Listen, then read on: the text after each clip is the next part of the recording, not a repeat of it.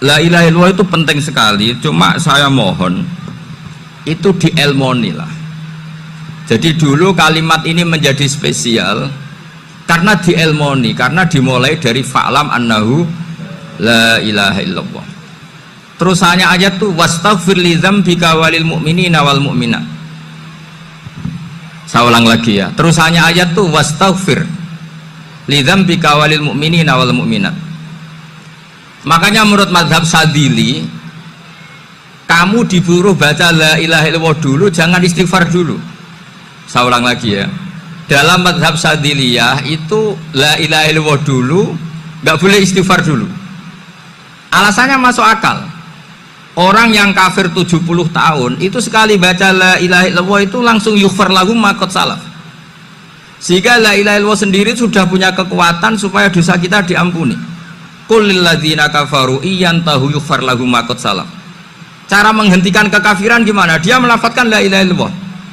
Ini kalimat yang begitu saktinya sampai orang yang kafir puluhan tahun itu dosanya semuanya terhapus hanya karena melafadzkan la ilaha illallah. Nah, makanya kata Abdul Hasan As-Sadili wastaghfir li dzambika ay bihadil kalimah. Seseorang sah diistighfar itu kalau melafadzkan la ilaha. Misalnya ada orang kafir mati kafir, sah nggak anak cucunya mengistighfari dia? Nggak sah karena belum melafadzkan la ilaha illallah. Makanya kata Abu Hasan As-Sadili wastaghfir li dzambika ay bihadil kalimah. Sehingga lafadz ini spesial betul. Tapi kadang-kadang beberapa mursyid cara berpikir lain. Ini kalimat thayyibah harus dibaca orang suci, sehingga mendahulukan apa? Istighfar. Untuk supaya pas ngelafatkan kalimat thayyibah sudah dalam keadaan apa? Suci. Itu juga masuk akal. Tapi secara meyakinkan saya sendiri lebih mengikuti manhajnya Abil Hasan As-Sadili karena alasannya tadi yang kafir puluhan tahun saja langsung luntur dosanya karena melafatkan la ilaha illallah. Artinya la ilaha illallah sendiri sudah bagian dari istighfar.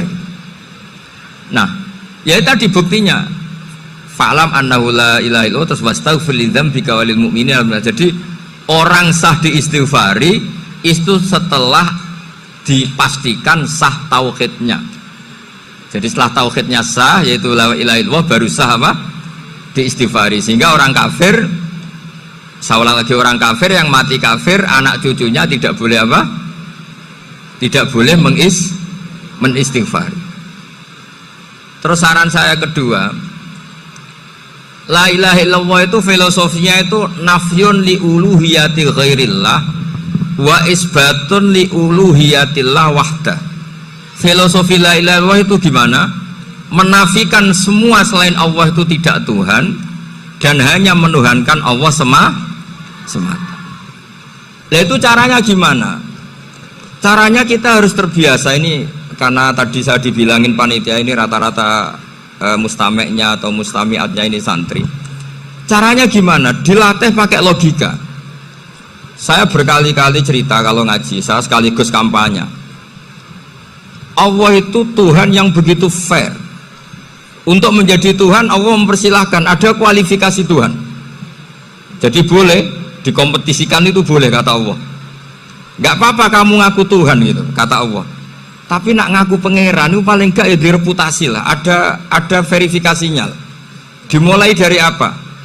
Ya kalau jadi Tuhan itu setidaknya bikin langit bumi lah, aturannya gitu. Jadi kalau daftar bupati ya daftarlah ke KPU. Masa tahu-tahu jadi apa? Tuhan kemudian tidak punya prestasi bikin langit bumi. Sehingga Allah itu cara ngendikan itu ya fair. Qul ara'aitum ma tad'una min dunillah aruni madza khalaqu minal ardi am lahum syirkun fis samawati. Coba yang kamu tuhankan selain saya, prestasinya apa? Ketika saya bikin bumi itu apa ikut bikin? Terus am lahum syirkun fis samawati. Kalau bikin langit, kalau nggak bisa ya urun lah gitu. Urun semen apa urun bego, pokoknya urun lah gitu. Urun ora, gawe bumi ora, ngerti-ngerti ngaku dadi pangeran. Kul hatu burhanakum. Jadi ya kan ya lucu kan, misalnya syarat kiai di Salafiyah kan keluarga Kiai As'ad, cucunya ngaji ngalim.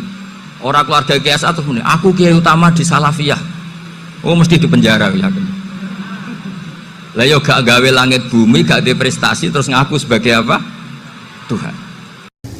Jadi saya ulang lagi, ngaji seperti ini itu sebetulnya lebih ke show, pertunjukan. Supaya pertunjukan ini tidak dosa, saya isi ngaji betulan. Tapi jangan diulang.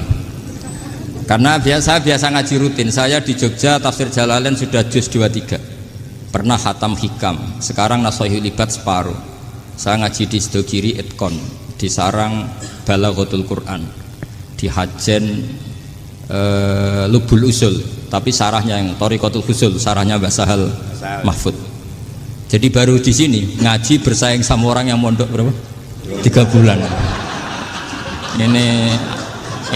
Ini masalah, masalah. Nggak boleh mondok itu harus buat tulis zaman. Tapi ya tidak apa-apa, mungkin laduni ya. Jadi kalau mondok cepet itu kemungkinannya apa? Laduni.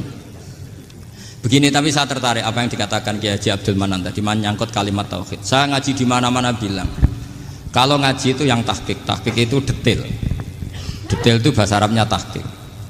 Jadi kita misalnya berpikir secara jernih, orang yang kafir 70 tahun itu pasti menjadi muslim karena melafadzkan la ilaha illallah. Dan itu bi ijma'il ulama. Semua ulama mengatakan demikian. Saya ulang lagi, itu bi ijma'il ulama.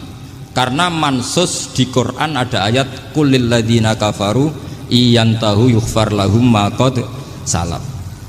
Kalau orang yang kafir 70 tahun bisa dihilangkan kekafirannya hanya dengan kalimat la ilaha illallah Muhammadur Rasulullah. Berarti kalimat ini statusnya apa? Penghilang kekafiran, apa?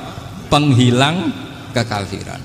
Lalu ada kelompok yang mengatakan gara-gara kalimat la ilaha illallah dan pegang patok nisan itu orang menjadi kafir. Ini kan jadi paradok. Lafadz yang kita statuskan sebagai penghilang kekafiran dengan lafadz yang sama orang menjadi kafir. Itu nggak ketemu nalar. Mbok nalar paling apapun tetap nggak ketemu. Kecuali tadi ya dalilnya pokoknya ngotot tadi. Itu memang kacau itu. Tapi alhamdulillah mereka insya Allah ya sadar. Kamu jangan bayangkan mereka tidak sadar terus, berarti kamu doanya jelek. Bisa saja mereka sudah ingin sadar, berhubung digojlok ini terus nggak jadi sadar. Jadi jangan-jangan salah kita karena sering gojlok sehingga yang mau sadar jadi tidak apa? Nggak sadar. Saya tadi jam 10 sampai setengah 2 masih ngajar di pondok saya ngajar tafsir. Masih di Rembang sana saya. Terus saya ke Semarang, Delalah Muyassar. Ya mungkin agak-agak keramat, jadi tetap jam 3:4 saya bisa ketemu Habib Umar Hafid. Saya beberapa menit ya diskusi tentang manhaj beliau, dan kebetulan saya sering belajar kitab beliau sama alumni Darul Mustafa. Meskipun saya tidak pernah ke sana, tapi saya tahu betul mazhab beliau karena al arwah junudun apa? Mujannada. Begini, saya sering dingendikani Mbah Mun, politik tidak jelas itu bagian dari kejelasan. Ini yang perlu dicatat. Jadi politik tidak jelas itu bagian dari apa? Kejelasan. Misalnya begini, siapa yang mengira Khalid bin Walid yang sangat musuhi Rasulullah, dia panglima orang kafir ketika ngalahkan Rasulullah di perang Uhud, akhirnya Khalid bin Walid masuk apa? Islam. Begitu juga Wahsy, qatilu ahabbin nasi ila Rasulillah, pembunuh Sayyid Hamzah, akhirnya juga masuk Islam.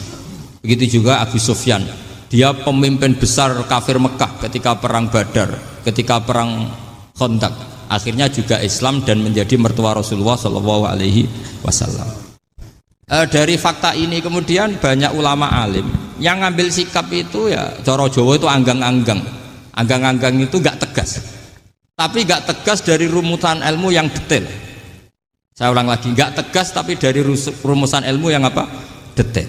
Bisa saja orang yang sekarang kafir suatu saat mukmin atau muslim.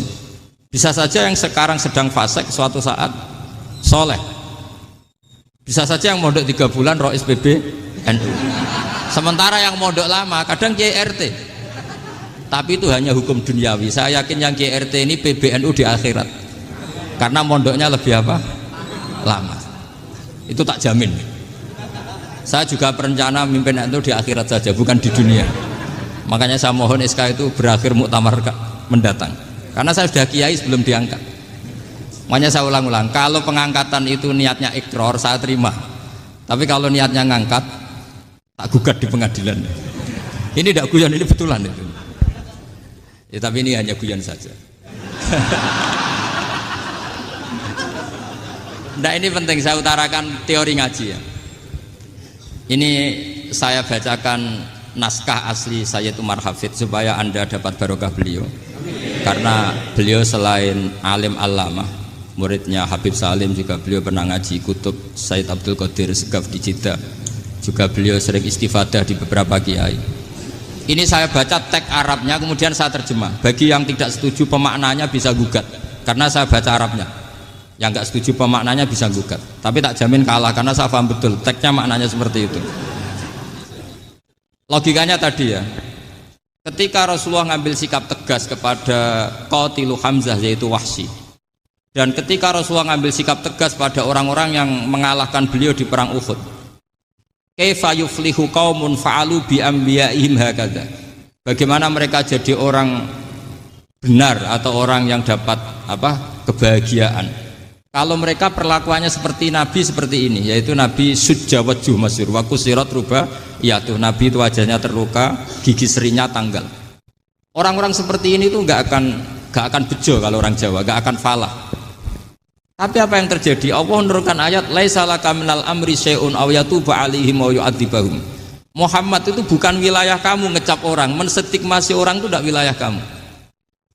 Saya bisa saja mengampuni mereka atau menyiksa saya itu atau menyiksa mereka itu wilayah saya, kata Allah. Saya bisa saja mengampuni mereka atau menyiksa mereka itu wilayah saya. Sehingga akhirnya apa? Rasulullah tidak ngambil sikap yang mungkin orang lain mengatakan itu tidak tegas. Tapi itu kearifan. Betul, akhirnya Wahsy malah masuk Islam. Khalid bin Walid panglimanya juga masuk Islam. Dan beberapa orang kafir juga masuk Islam, termasuk mimpinihim, ketuanya yaitu Abu Sufyan. Ini penting saya utarakan. Makanya ini saya baca pembenaran dari konstruksi pikiran tadi. Nah, ini supaya khas. Ini khasnya orang mondok 10 tahun nih. Jadi ini saya baca ini. Nah, biar jelas ini nanti teksnya persis ya, tidak saya rubah. Ini di kitabnya Habib Umar Hafid, namanya itu Taujihun Nabi Limardoti Bari. Kalau diterjemah ya mengarahkan orang yang sadar. Nabi itu orang yang sadar ya, sampai ini termasuk orang yang sadar. Limardoti Robbi, menuju mendapat ridho Tuhan atau Allah Subhanahu wa Ta'ala. Saya baca teksnya ini di halaman 179. Ini tidak ada yang saya rubah, tidak saya kurangi. Bismillahirrahmanirrahim. Fala buddha an wattina qulubana ala annana khodamatu ahli hadal qaul wa yattali'u wa min qulubina annana na'taqidu imkaniyata ayyasfa'a fi ahadina yaumal qiyamati man huwal ana kafirun yuslimu faya'lu sya'nu indal haqqi fayakunu sababan li kholasika fil qiyamah yumkinu dzalik. Jadi kita para dai, para kiai itu adalah khodamatu hadal kaun. Kita ini adalah pelayan alam raya ini yang selalu berharap alam ini akan lebih baik. Orang yang sekarang sedang kafir bisa saja nanti yang nyafaati kamu di akhirat, yaitu mereka masuk Islam lalu Islamnya lebih serius, akhirnya punya hak syafaat. Sementara kamu Islam mulai kecil tapi biasa-biasa saja seperti ini, mulai dulu ngaji terus sama Ki Abdul Manan, nggak pernah yang ngisi ngaji, itu artinya nggak ada perkembangan. Makanya saya nggak ingin ngaji lagi karena saya ingin perkembangan Anda nanti tukang mengisi, bukan yang diisi. Kalau saya nanti ngaji lagi di sini artinya Anda kalau tetap mendengarkan itu tidak ada perkembangan. Pantas saja semulang Gus Bahak sampean sing ngaji. Sekali-kali ada perkembangan, saya ngaji sampean yang mulang, itu bagus itu. Meskipun itu perkembangan yang menyesatkan.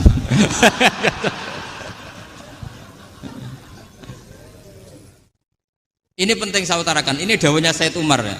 Orang yang sekarang sedang kafir bisa saja orang ini nanti nyafaati kamu, yaitu beliau orang ini Islam, kemudian Islamnya serius, maka punya hak syafaat. Sementara kamu Islamnya biasa-biasa saja. Itu masyhur kayak Sayyidina Umar.